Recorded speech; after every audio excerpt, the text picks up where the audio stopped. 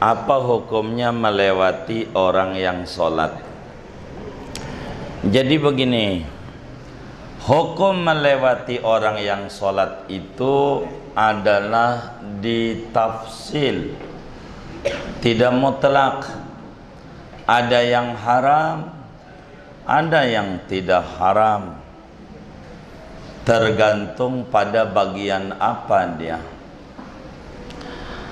Yang mana hukum melewati orang yang sholat yang haram, yaitu bila mana orang yang sholat itu sudah membuat sutra. Bila mana orang yang sholat itu sudah membuat sutra, sutra itu pembatas. Enggak mesti harus bikin-bikin, karena ada sutra, papan sutra, enggak usah itu. Itu bid'ah, zaman Nabi enggak ada, tanya aja. Neraka lagi bid'ah ya. Ya enggak begitu, enggak. Apa aja dijadikan sutra, itu kan ilmunya orang bisnis saja. Begitu. Jadi sutra apa aja batasin, mau sorban boleh. Kita taruh aja sorban di depan, nih mohon maaf. Tuh, ya kan? Kita sholat. Ini nih namanya batas. Sutra tuh ini batas kita. Kiblatnya ke sono ya. Kan kiblat sono, ini kan contoh. Kalau saya mau sono ntar tinggal pergi ya kan. Jadi kiblatnya sono. Nih kita sholat, udah kita batasin nih sama sajadah, sama kita gitu. Atau tiang masjid kan bisa, tembok. Nih anggap deh sajadah. Udah kita pasang tuh sajadah, kita sholat. Orang yang lewat di sini nih, di sini. Orang yang ngelewati ini nih dosa besar dosanya. Tapi yang ngelewati ini nih 1000 kali juga enggak dosa. Wong ini mah ngelewati batas, enggak apa-apa. Batas. Ini nih yang enggak boleh. Makanya sunat kita alangin kalau yang lewat. Ada orang lewat, kita sholat, udah kita batasi tangan kita begini. Begitu. Lagi baca Fatihah begini. Begitu tangan kita. Tapi dia udah kita batasi, dia nerobos juga gini. Enggak apa-apa. Karena tapi lewat di sini meni enggak apa-apa. Tuh enggak apa-apa. Karena ini di luar batas. Begitu. Ini haram lewat di sini. Nah, haram juga bila tidak uzur. Begitu. Contoh imam, kentut imamnya atau makmum di baris pertama, dia kentut, ya kan? Bagaimana nih?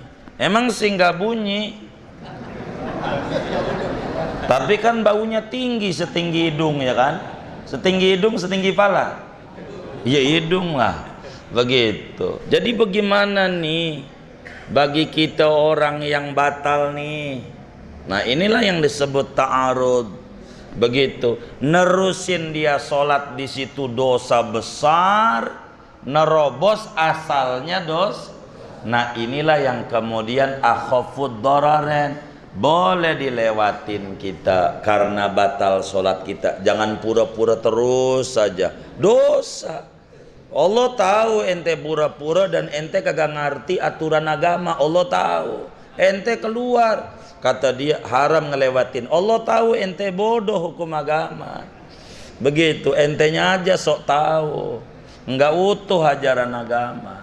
Maka kita kudu lewatin. Terobos nggak apa-apa. Cuman Islam itu agama bukan syariat doang, tapi ada akhlak. Kalau kita langsung main terobos, begitu orang bakal bertanya-tanya. Nih orang baru pulang haji, sholat duhur 2 rakaat, ajaran baru nih, ke bawah Wahabi nih, 40 hari itu udah begitu.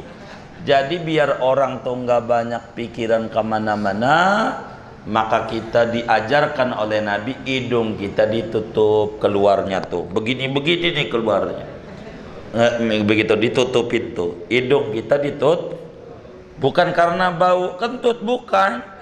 Jadi orang tuh Kenapa hidung ditutup? Oh mungkin mimisan. Orang mimisan tuh sholatnya batal. Dia mimisan dah. Oh mimisan, jadi orang nggak kemana-mana pikirannya. Begitu. Itu udzur tuh yang kayak begitu. Maka adabnya seperti demikian. Namun kalau orang sholat enggak membuat sutra, udah tahu masjidnya masih luas, sholatnya dekat pintu. Jumat biasanya Jumat. Udah tahu depan masih kosong, sholatnya di belakang. Ada nggak yang Jumat kayak begitu tuh? Yang mana orangnya nih? Itu dia di belakang. Lalu orang lewat-lewat nih, enggak dosa, salah dia. Ngapa sholatnya dekat Ini anggap sholat dohor jam 1, ya kan jam 1 kita udah telat dah gitu. Kan kita sholat dekat pintu di situ tuh. Kan orang lewat ke sana kemari, nggak apa-apa, salah dia. Orang mau keluar, nih bagaimana? Salah dia, ngapa dia barisnya di situ begitu. Itu namanya dia sudah melanggar aturan yang bakal dilarang oleh agama, dia aja udah langgar nggak apa-apa. Kalau andai ada sutra tetap aja, apalagi nggak ada sutra. Kalau nggak ada sutra nggak boleh larang, nggak ada sutra, maka bikin sutra lah, bikin garis begitu. Kalau nggak ada sutra kayak begini nih kan nggak ada garis nih, nggak ada garis ya, dia nggak main batasin. Ya enggak dosa orang wong dia enggak ada waris. Makanya kalau yang kayak begini rata begini, kalau sholat sendiri dekat tiang, kalau enggak dekat tembok biar enggak ada yang lewatin. Kurang lebih demikian. Wallahu a'lam. Assalamualaikum. Iya, waalaikumsalam. Saya ingin bertanya dari pengalaman kami gitu, melihat saudara yang sakit masuk ruang ICU itu harus bantuan oksigen dan dihibus beberapa, tapi dia masih sangat sadar berhari-hari.